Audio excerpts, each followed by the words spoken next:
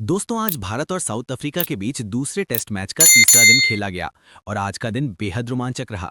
इस वीडियो में हम आपको आज के खेल का पूरा हाइलाइट्स बताएंगे, तो वीडियो को अंत तक जरूर देखें और अगर वीडियो पसंद आया तो एक लाइक जरूर करें। दोस्तों, भारत और साउथ अफ्रीका के बीच गुवाहाटी में खेले जा रहे दूसरे टेस्ट मैच के पहले 2 दिन बल्लेबाजों और गेंदबाजों दोनों के शानदार प्रदर्शन के नाम रहे। पहले दिन में भारत ने टॉस जीतकर बल्लेबाजी की और पूरे दिन बेहतरीन नियंत्रण दिखाया। केएल राहुल और यशस्वी जायसवाल ने अच्छी शुरुआत दी।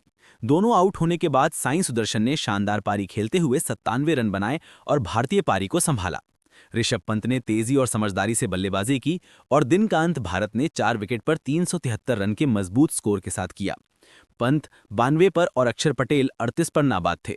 दूसरे दिन की शुरुआत भारत के लिए और भी बेहतर रही। पंत ने अपना शतक पूरा किया और 148 रन की बेहतरीन पारी खेली।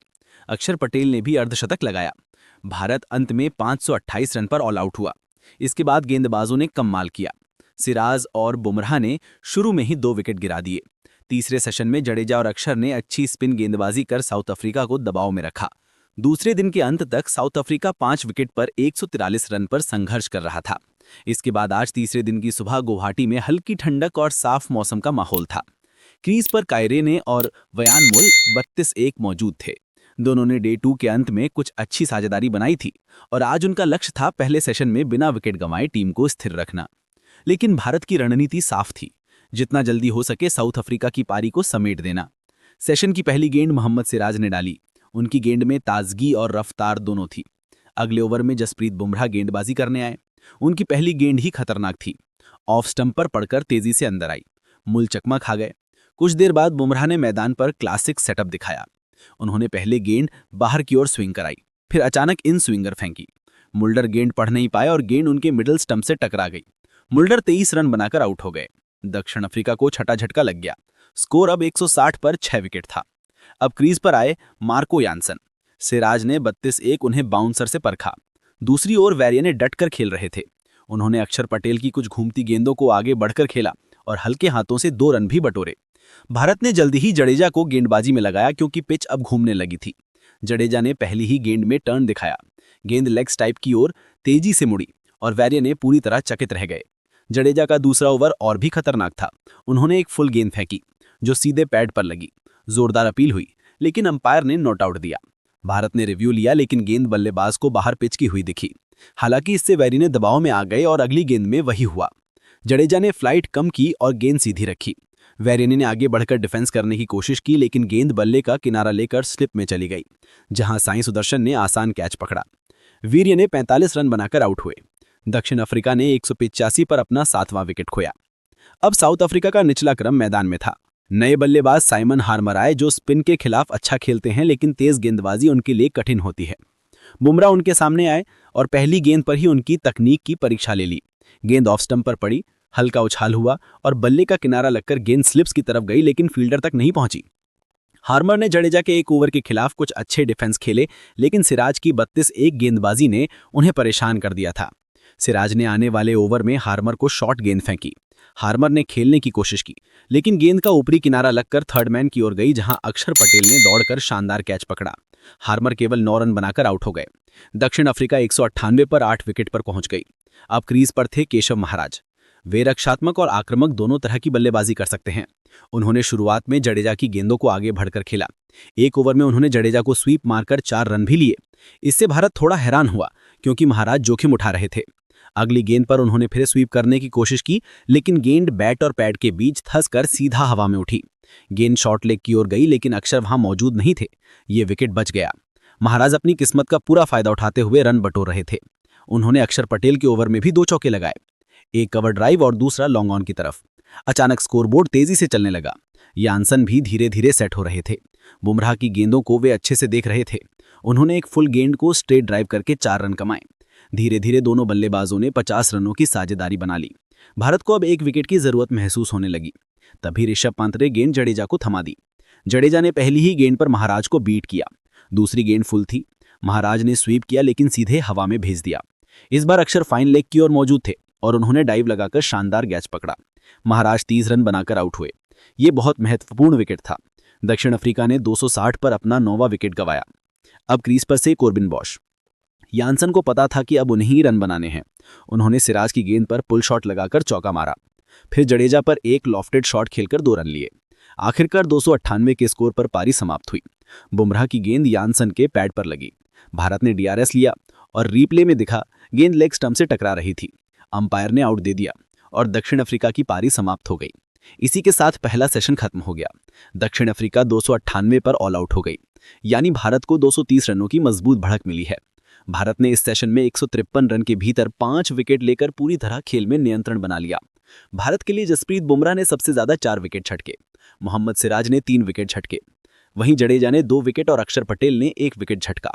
इसके बाद दूसरे सेशन की शुरुआत भारत एक मजबूत स्थिति से कर रहा था। पहली पारी में 230 रनों की बड़ी बढ़त लेने के बाद अब भारत की कोशिश थी कि दूसरी पारी में तेजी से रन जोड़कर मैच को अपने कब्जे में कर लिया जाए। मैदान में हल्की धूप थी, पिच अब तीसरे दिन की तरह थोड़ी धीमी हो चुकी थी और स्पिनरों को टर्न भी मिलने लगा था। यही कारण था कि साउथ अफ्रीका की टीम ने सेशन की शुरुआत स्पिन के साथ करने का फैसला किया। भारत की ओर से ओपनिंग करने आए यशस्वी जायसवाल और केएल राहुल। दोनों बल्लेबाज अच्छी फॉर्म में थे और रन बनाने का एक साफ प्लान लेकर मैदान में उतरे थे। सेशन की शुरुआती कुछ गेंदें काफी शांत रहीं। राहुल ने सिंगल लेकर शुरुआत की और जायसवाल ने स्पिन को ध्यान से खेला, लेकिन जल्द ही पहला झटका लग गया। 18वें ओवर में महाराज की एक गेंद यशस्वी जायसवाल की ओर स्पिन होकर आई। यशस्वी जायसवाल गेंद को स्वीप करने गए, लेकिन गेंद ने लेट टर्न लिया और सीधा पैड पर जा लगी। जोरदार अपील हुई और अंपायर ने उंगली उठा दी। जायसवाल ने रिव्यू लेने की कोशिश की, लेकिन रिप्ले में साफ दिखा कि गेंद लेग स्टंप को मिस नहीं कर रही थी। वे 27 रन बनाकर आउट हो गए। भारत को 39 के स्कोर पर पहला झटका लगा। अब मैदान पर आए साई सुदर्शन। पहली पारी में 97 रन बनाकर आउट हुए थे। उनका आत्मविश्वास ऊंचा था और टीम को उनसे बड़ी पारी की उम्मीद थी।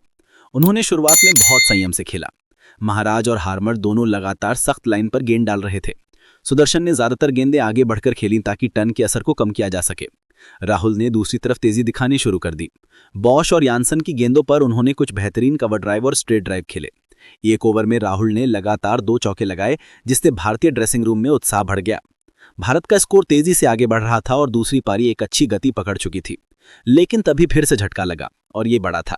सुदर्शन, जो बेहद स्थिर दिख रहे थे, यानसन की बाहर जाती गेंद पर ड्राइव करने निकले। गेंद ने थोड़ा उछाल लिया और बल्ले का बाहरी किनारा लगकर स्लिप में चली गई। एडन मार्करम ने आसान कैच पकड़ लिया। सुदर्शन 24 रन बनाकर आउट हो गए।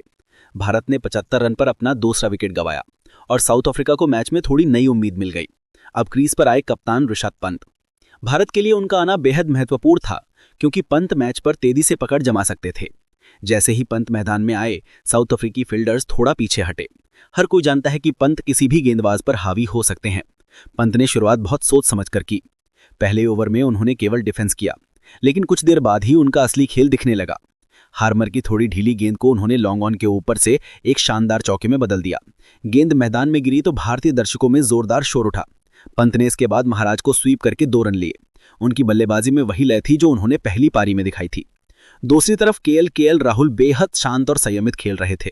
उन्होंने साउथ अफ्रीका को किसी तरह का मौका नहीं दिया। राहुल ने स्पिनरों को आगे बढ़कर खेला, तेज गेंदबाजों को लेट कट किया और बीच बीच में स्ट्राइक बदलते रहे। उनकी पारी भारत को स्थिरता दे रही थी। भारत का स्कोर 90 के पार पहुंचने लगा तो पिच अब और धीमी हो चुकी थी और गेंद पुरानी होने के बाद स्पिन को पकड़ने लगी थी। साउथ अफ्रीका ने फील्डर करीब लाए, स्लिप और शॉर्ट लेग फिर से सक्रिय किए, लेकिन पंत ने इस दबाव को खुद से दूर रखा। वे गेंद को पढ़कर खेल रहे थे और केवल वही गेंदें मार रहे थे जो उनकी रेंज में थी। राहुल पंत की साझेदारी धीरे धीरे मजबूत हो रही थी। दोनों बल्लेबाजों का खेल एक दूसरे को बैलेंस कर रहा था। राहुल जहां शांत थे, वहीं पंत मौके मिलते ही रन बढ़ा रहे थे। एक ओवर में पंत ने बॉश की गेंद पर बैकफुट पंच लगाकर 4 रन बटोरे, फिर अगली गेंद पर 2 रन। ये साझेदारी भारत को आगे बढ़ा रही थी। साउथ अफ्रीका ने आखिरी 20 मिनट तेज गेंदबाजों के हवाले किए ताकि रफ्तार से कोई विकेट मिल सके। बॉश और यानसन ने लगातार बाउंसर और अंदर बाहर स्विंग कराने की कोशिश की। राहुल ने हर गेंद को धैर्य से खेला, जबकि पंत ने कई बार नीचे झुककर बाउंसर छोड़ी। सेशन के बिल्कुल आखिरी ओवर में पंत ने महाराज को एक शानदार कवर ड्राइव लगाया। गेंद 4 रन के लिए गई और इसी के साथ भारत का स्कोर 100 के पार पहुंच गया। टी ब्रेक तक भारत का स्कोर था 2 विकेट पर 105 रन। केएल राहुल 41 रन पर नाबाद थे। वहीं ऋषभ पंत भी 28 रन बनाकर खेल रहे थे। भारत की कुल बढ़त अब 335 रन हो गई थी। इसके बाद तीसरे सेशन की शुरुआत हल्की शाम की हवा और थोड़ा ढलते सूरज के साथ हुई, लेकिन खेल की गर्मी अपने चरम पर थी। राहुल ने सेशन की पहली गेंद पर स्ट्राइक बदली और शांत अंदाज जारी रखा। वे हर गेंद को उसकी मेरिट पर खेल रहे थे, न फालतू शॉट न जोखिम। दूसरी ओर पंत ने सेशन की शुरुआत में आक्रामक इरादा दिखाया।